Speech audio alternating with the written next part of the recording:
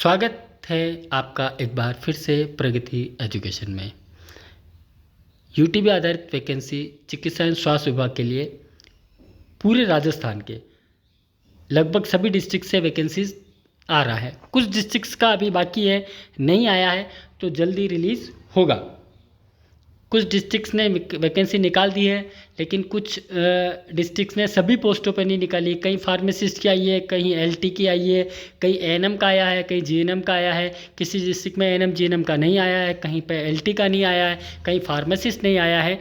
तो आप परेशान ना हो, अगर वहाँ पोस्ट वैकेंट नहीं होगा तो वो नहीं आया होगा। जिस डिस्ट्रिक्ट्स का आना है वो लगातार जारी है, प्रयासरत है, आएगी वैकेंसीज़। कुछ कमेंट्स हमारे पास आ रहे थे, कुछ कॉल्स भी आए थे कि सर क्या 31 के बाद यानी कि इस मंथ के बाद, मई के बाद कोई वैकेंसीज़ नहीं आएगा। तो ऐसा कोई सर्कुलर है नहीं कि 31 जो मई है, जो मई माह है 2022 का, उससे पहले पहले वैकेंसी निकलना, ऐसा कुछ नहीं है। तो आप निश्चिंत रहें, अगर जिस ज़िले का वैकेंसी विज्ञप्ति जारी होना है वो जारी हो जाएगा। जिस ज़िले ने जारी कर दिया है किसी जगह पे तो उनका प्रोसेस में चालू है। आज हम बात कर रहे हैं झुंझुनू का। जी हाँ, झुंझुनू ज़िले की हम बात कर रहे हैं जहाँ से विज्ञप्ति आया है। तो आप निश्चिंत रहें, हमारे पास जो भी न्यूज़ मिलेगी हम आपको बताते रहेंगे। कार्यालय मुख्य चिकित्सा एवं स्वास्थ्य अधिकारी झुंझुनू का विज्ञप्ति है। वीडियो को ज़्यादा लंबा नहीं करते हुए जो मेन मुद्दे की बात है वो हम बात कर लेते हैं। 7 जून 2022, जी हाँ, अंतिम तिथि जो मुख्य चिकित्सा स्वास्थ्य अधिकारी द्वारा रखा गया है इस आवेदन के लिए, वो रखा गया है 7 जून 2022 सायं 5 बजे तक।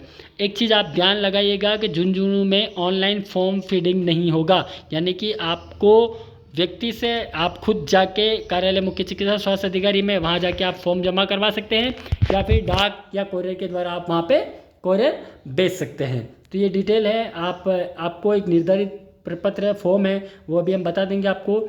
उस फॉर्म को आपको फिल करके आप डायरेक्टली झुंझुनू जो कार्यालय मुख्य चिकित्सा स्वास्थ्य अधिकारी का कार्यालय है वहाँ आप सबमिट करा सकते हैं, या डाक या कोरियर के द्वारा आप वहाँ पे भेज सकते हैं। ऑनलाइन आवेदन की फैसिलिटी आपको यहाँ पे नहीं मिलेगी। चलिए बात कर लेते हैं पद नाम की। लैब टेक्नीशियन के जो पद निकाले गए हैं, लैब टेक्नीशियन एलटी की जो पोस्ट निकाली गई है, क्या योग्यता है? 12वीं उत्तीर्ण एवं डीएमएलटी, यानी कि आपको इसके लिए 12वीं उत्तीर्ण होना चाहिए, यानी 12th होना चाहिए, और उसके साथ आपके पास डीएमएलटी का कोर्स होना चाहिए, या समतुल्य एवं, यानी इसके समतुल्य होना चाहिए, एवं आरपीएमसी राजस्थान पैरामेडिकल काउंसिल से पंजीकृत होना चाहिए। 12th पास हो, डीएमएलटी हो। अगर आपका एमएलटी है, बीएमएलटी है तो भी आप एलिजिबल है।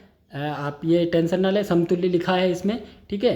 तो 12th प्लस डीएमएलटी, समतुल्य एवं आरपीएमसी हो। और इसके जो कुल पद है वो पद रखे गए हैं 40 पद, यानी कि 40 पदों पर इसकी विज्ञप्ति निकाली गई है। और फार्मासिस्ट की जो पोस्ट है, फार्मासिस्ट भी 12th पास प्लस आपके पास डी फार्मा या बी फार्मा हो, और राजस्थान फार्मेसी काउंसिल से आपका रजिस्ट्रेशन हो। 72 पोस्ट इसके लिए निकाली गई हैं।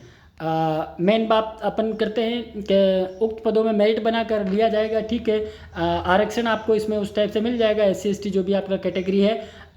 इसका 5वें नंबर का पॉइंट है वो आप देखिएगा, लगभग सभी डिस्ट्रिक्ट में ये मिलेगा आपको। स्थानीय अभ्यर्थियों को चयन में प्राथमिकता दी जाएगी, यानी कि लोकल जो कैंडिडेट है उनको इसके अंदर प्राथमिकता मिलेगी, यानी कि झुंझुनू डिस्ट्रिक्ट के, जिला झुंझुनू के जो भी अभ्यर्थी होंगे उसको इसमें प्राथमिकता मिलेगी। अगर जो पोस्टें हैं उसके अकॉर्डिंग वहाँ पे इतने कैंडिडेट नहीं मिल पाते हैं तो अदर डिस्ट्रिक्ट को इसमें प्रेफरेंस दिया जाएगा, जैसा सभी डिस्ट्रिक्ट में चल रहा है।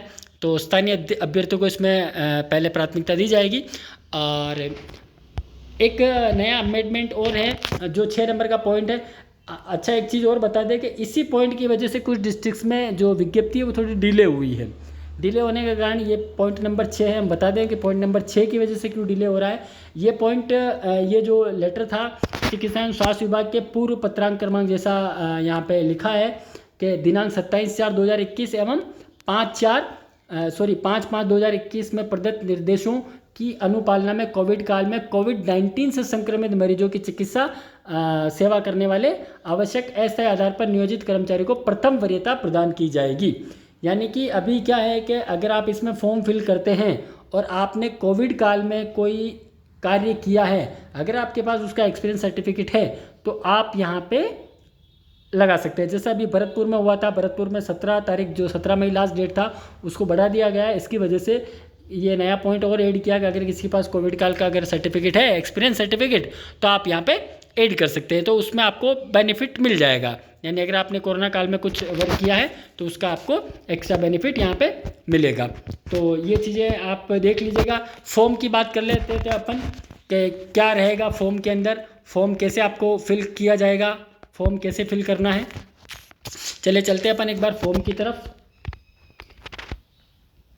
आवेदन पत्र का ये प्रारूप है। ये प्रारूप आप चाहे तो कहीं से टाइप करवा सकते हैं, आप खुद टाइप करके भेज सकते हैं, या फिर आपको हमारा जो टेलीग्राम चैनल है वहाँ से आपको ये फॉर्म का फॉर्मेट मिल जाएगा। आवेदन पत्र का प्रारूप है, इसमें पदनाम आपको लिखना है जिस पोस्ट के लिए आप अप्लाई कर रहे हैं। आवेदक का नाम है, आवेदक का पिता पति का नाम लिखना है आपको, आपका डेट ऑफ बर्थ क्या है, विवाहित है, संतानों का बारे में विवरण देना है, आपका कैटेगरी क्या है और ये अन्य कैटेगरी है, एड्रेस है आपका, मोबाइल नंबर है। और योग्यता की अगर बात करें तो आपका 12th के बारे में डिटेल डालनी, कौन से बोर्ड से आपने पास किया, आपका 12th का पूर्णांक क्या था, प्राप्तांक क्या है, उसका परसेंटेज क्या है। DMLT, D pharma, B pharma, यानी अगर आप डीएमएलटी वाले पोस्ट के लिए अप्लाई कर रहे हैं, यानी कि देखिए आप लैब टेक्नीशियन के लिए डीएमएलटी मांगा है और फार्मासिस्ट के लिए डी फार्मा मांगा है। तो आप यहाँ पे ये ध्यान रखिएगा, अगर आप डी फार्मेसी के लिए कर रहे हैं तो डी फार्मा की डिटेल यहाँ डालिएगा, और डीएमएलटी के लिए कर रहे हैं तो आप इसकी डिटेल डालिएगा। पैरामेडिकल काउंसिल या आपका जो फार्मेसी काउंसिल है उससे रजिस्ट्रेशन है तो उसका क्रमांक यहाँ डालना है आपको, और इस जगह पे, और आपका इसका अवधि क्या है, आपका एक्सपायर सर्टिफिकेट, उसकी डिटेल डालनी है। दस्तावेज संलग्न करें, आपका जो भी पैरामेडिकल का जो सर्टिफिकेट है उसको आपको अटैच करना है। कोविड काल का कोई भी अनुभव है तो वो अनुभव की डिटेल आप यहाँ पर लिखें, और जो भी सक्षम स्तर से प्रमाण पत्र जारी हुआ है बीसीएमओ से, सीएमएचओ से, जहाँ आप पोस्टेड थे या जिसके अंदर आपने काम किया है वो आप यहाँ संलग्न करेंगे, और आपका सिग्नेचर करके और स्वयं प्रमाणित फ़ोटो। और अच्छा ध्यान रखिएगा, आप जो भी डॉक्यूमेंट अटैच करें वो सारे स्वयं प्रमाणित होने चाहिए। वो सब अटैच करके ये फॉर्म कंप्लीट करके एक लिफाफे में रख के मुख्य चिकित्सा स्वास्थ्य अधिकारी झुंझुनू के एड्रेस पर आप पोस्ट कर सकते हैं। ध्यान रहे अंतिम तिथि का हमेशा ध्यान रखें, 7 जून 2022, 7 जून 2022 लास्ट डेट है। 7 जून के बाद अलग से आपको इन्फॉर्मेशन मिल जाएगी, जैसे हमारे पास इन्फॉर्मेशन मिलेगी कि काउंसलिंग कब होने वाला। उक्त पदों हेतु निर्धारित योग्यता आवेदन की काउंसलिंग तिथि तक आवश्यक रूप से होना चाहिए। यानी कि आपकी जो योग्यता है उसकी बात कर रहे हैं कि योग्यता जो आपकी है वो योग्यता काउंसलिंग के टाइम तक आपकी कंप्लीट हो जानी चाहिए। आपका रजिस्ट्रेशन नहीं हुआ है तो रजिस्ट्रेशन काउंसलिंग के टाइम पे आपको सबमिट करवाना है।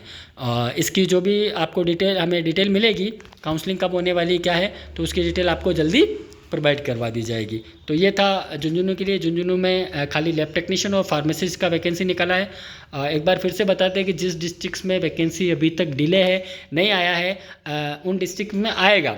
जैसे हमारे पास कोई न्यूज़ आती है हम आपको देंगे, तो आप निश्चिंत रहें, किसी भी चीज़ के लिए आपको इन्फॉर्मेशन मिलती रहेगी। जुड़े रहे हमारे साथ। Thank you.